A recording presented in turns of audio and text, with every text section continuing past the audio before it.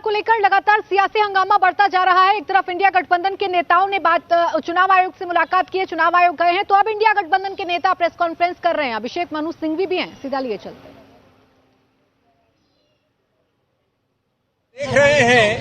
आप देख रहे हैं कि कितनी विभिन्न पार्टियों द्वारा ये डेलीगेशन गया है चुनाव आयोग। करीब सभी विपक्ष की पार्टियां यहां पर हैं।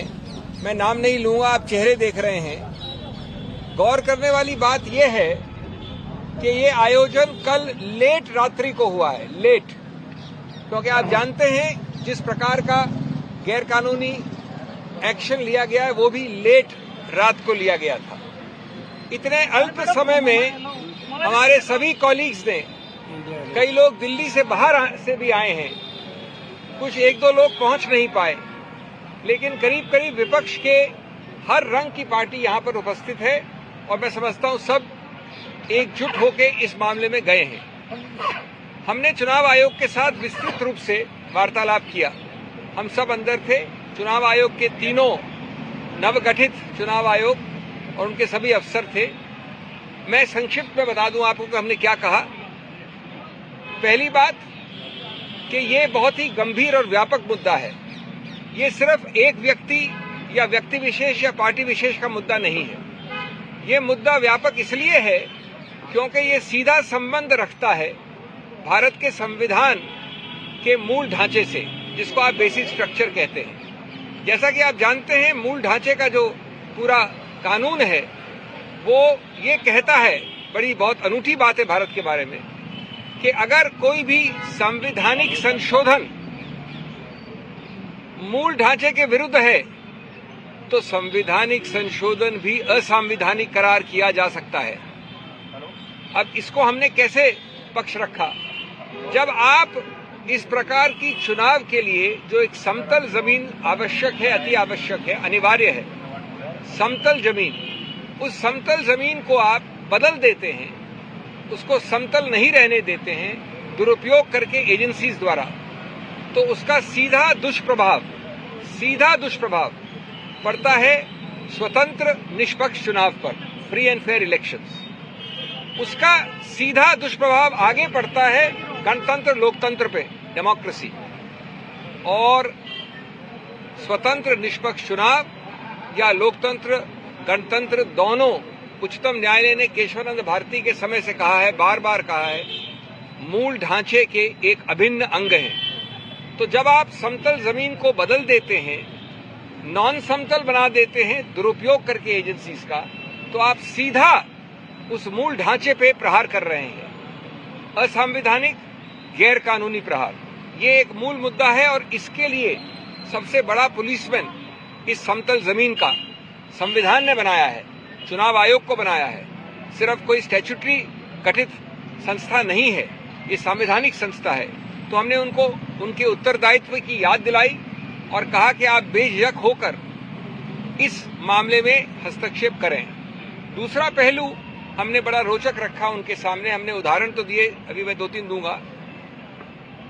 स्वतंत्र भारत के 75 वर्ष के इतिहास में कई सरकारें आई हैं। उसका रंग ये भी हो सकता है, ये भी हो सकता है, ये भी हो सकता है।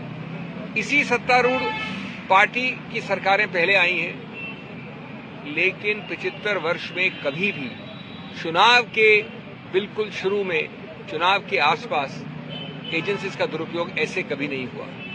75 वर्ष में पहली बार एक पदासीन मुख्यमंत्री को कल रात को गिरफ्तार किया गया है, पहली बार। कुछ हफ्तों पहले एक मुख्यमंत्री को मजबूर करके हटा के उसको गिरफ्तार किया गया।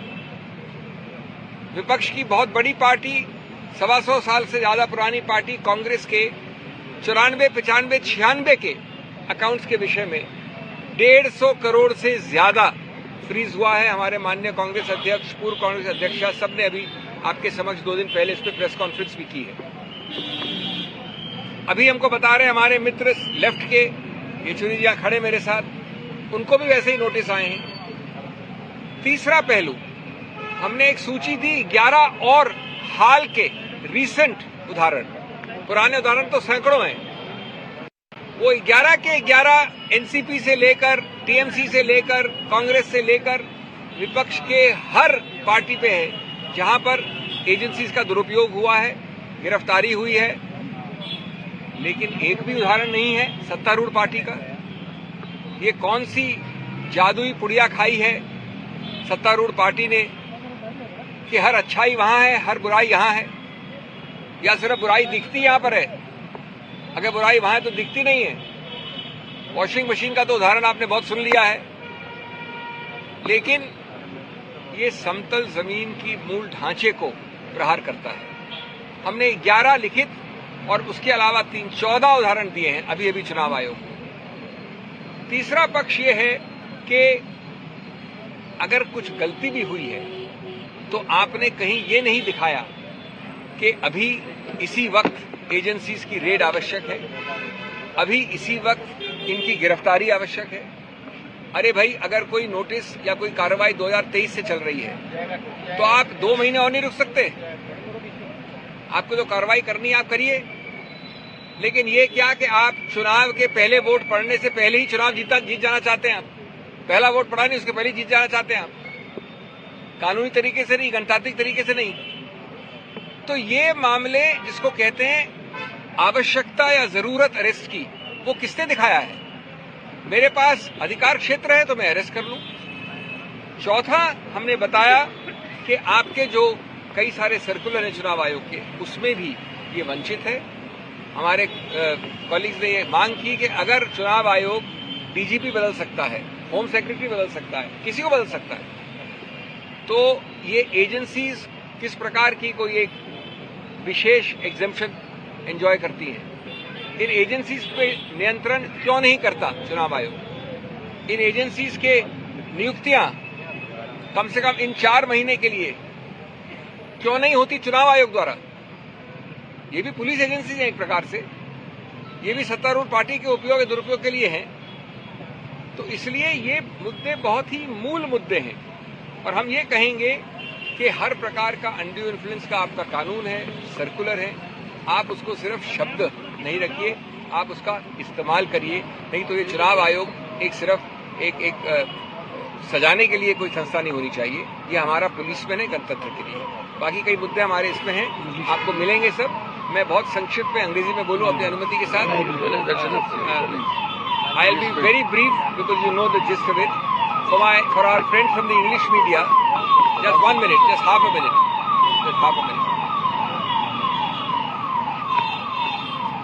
As you can see, friends, we have a very distinguished delegation. Across the board, almost every political party in the opposition is represented here. I must tell you, I'm not taking names, but this delegation was activated late last night. Not last night, late last night. Some of them got the information after 11, 12, 1 o'clock. Many have made the effort to fly here.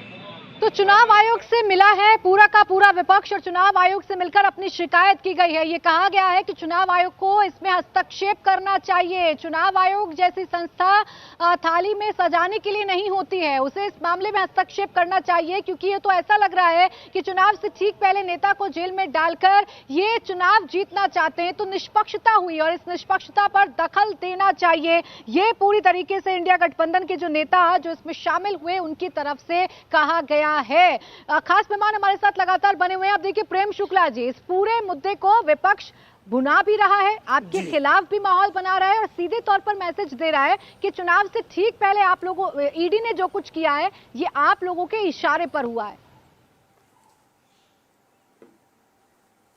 देखिए प्राची जी, आज तक भारत के निर्वाचन आयोग का ऐसा कोई नियम नहीं है जिसमें किसी भ्रष्टाचारी को, किसी चोर उचक्के को चुनाव के दौरान उसके खिलाफ कार्रवाई ना हो।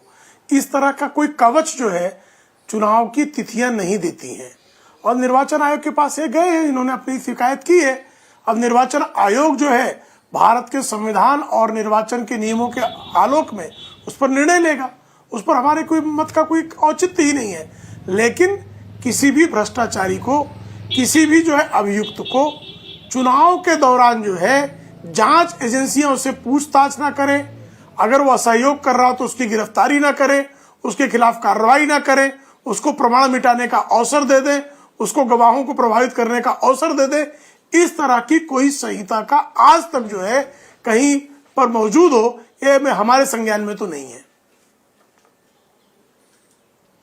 पूरा विपक्ष तो ये कह रहा है ना प्रेम शुक्ला जी, चुनाव नजदीक आ रहे हैं, आप सबसे बड़ी जो विपक्षी पार्टी है, आप उसका नहीं, पूरा विपक्ष नहीं कर रहा देते हैं, उसका ये आपका स्टेटमेंट गलत है। नहीं नहीं, ये स्टेटमेंट गलत है आपका, पूरा विपक्ष नहीं कह रहा। नहीं, अनुराग ठाकुर जी भी इस बात पर जवाब हाँ में हाँ मिलाएंगे। प्रेम शुक्ला जी हाँ में हाँ मिलाएंगे। नहीं, मैं दूसरी बात प्राची जी, हाँ वो तो कहेंगे ना, वो तो चूंकि भ्रष्टाचारियों के वकील है ना। देखिए पूरा विपक्ष नहीं, एक बात। दूसरी बात, आप इसको बहुत स्पष्टता समझ लो, इनकम टैक्स ने जो अकाउंट सीज किया है, आज दिल्ली हाई कोर्ट ने आज ही उस पर किसी प्रकार की राहत देने से कांग्रेस पार्टी को इनकार कर दिया। तो हाई कोर्ट भी क्या जो है वो भारतीय जनता पार्टी के इशारे पे काम कर रही है, कहना चाह रहे हैं। आज का फैसला है, दिल्ली हाई कोर्ट ने आयकर के मामले में कांग्रेस पार्टी को किसी भी प्रकार की राहत देने से इनकार कर दिया है। इसका सीधा सा मतलब है कि आयकर की कार्रवाई नियमानुकूल है। अगर आप जो है आयकर के नियमों का उल्लंघन करेंगे तो कार्रवाई के पात्र होंगे। उसके लिए अब चूंकि चुनाव आ गया, इसलिए आप आयकर चोरी करेंगे, इसकी अनुमति नहीं मिल सकती। आयकर के नियमों का उल्लंघन करेंगे, इसकी अनुमति नहीं मिल सकती। आप भ्रष्टाचार के मामले में कवच पालेंगे, इसकी अनुमति नहीं मिल सकती। प्राची जी, अभी देखिए चुनाव आयोग से मिलकर आया है पूरा का पूरा विपक्ष, इंडिया गठबंधन के तमाम नेता। अभिषेक मनु सिंघवी कह रहे हैं कि न जाने कौन सी पुड़िया खाई है सत्ताधारी दल में बैठे हुए नेताओं ने, कि सारे दोष इन्हें सिर्फ हमारे में ही नजर आते हैं, इनके यहाँ तो सब अच्छे लोग ही बैठे हुए हैं। देखिए ईमानदार व्यक्ति पर को बेईमान हमेशा आरोप लगाता है। चूंकि अभिषेक मनु सिंघवी जो है वो बेईमानों के वकील हैं, अदालत में भी वकील हैं, निर्वाचन आयोग में भी हैं। हम ईमानदार जो हैं, बेईमानों के विरुद्ध अगर कार्रवाई हो तो ईमानदारों को बेईमानों के खिलाफ कार्रवाई पर मौन धारण करना चाहिए क्या? बेईमानों के खिलाफ कार्रवाई ना हो इसके लिए जो है ईमानदारों को जो है प्रदर्शन करना चाहिए क्या? नहीं हो सकता है। बेईमानों के खिलाफ, रिश्वतखोरों के खिलाफ कार्रवाई जो है उसका समर्थन जो है हर नागरिक को करना चाहिए। ठीक नहीं, फिर अशोक चौहान, अजीत पवार, इन सब पर क्या जवाब देंगे आप? ये तो आपकी नजरों में बेईमान थे ना, आप ही लोग आरोप लगाया करते थे, ईडी तो नहीं पहुंचती इनके। बहुत अच्छा प्रश्न है आपका, बहुत अच्छा प्रश्न है आपका, बहुत अच्छा प्रश्न है प्राची जी आप। श्रीमान अशोक चौहान के खिलाफ प्रोसिक्यूशन की मंजूरी कांग्रेस के कार्यकाल के गवर्नर ने नहीं दी थी। हमने तो उस पर से उल्टा जो है उस मामले को खोलने की कोशिश की और हाईकोर्ट ने कहा कि जब तक कोई नया मामला ना हो उनके खिलाफ प्रोसिक्यूशन को फिर से मंजूरी नहीं दी जा सकती, क्योंकि प्रोसिक्यूशन को नामंजूर करने का काम डॉक्टर मनमोहन सिंह की सरकार द्वारा नियुक्त गवर्नर शंकर नारायण ने की थी। तो अब जब उसके बाद इन्होंने मंत्री बनाया था, अब उनको क्लीन चिट देके मंत्री बना दिया, वो भाजपा में आ गए तो कहा नहीं तो गंदे हो गए। गजब की बात है भाई। अजीत पवार के मामले में मामला किसने वापस लिया? उद्धव ठाकरे की सरकार ने, जिसमें कांग्रेस भी शामिल थी, एनसीपी भी शामिल थी। मामला इन्होंने वापस ले लिया, उन पे कोई मामला नहीं है। लेकिन अब हमने मामला वापस ले लिया, अब आप भाजपा में चले गए तो आप बुरे हो गए। जब बुरे थे तो आपने मुख्यमंत्री क्यों बनाया? इसका इनके पास कोई उत्तर नहीं है।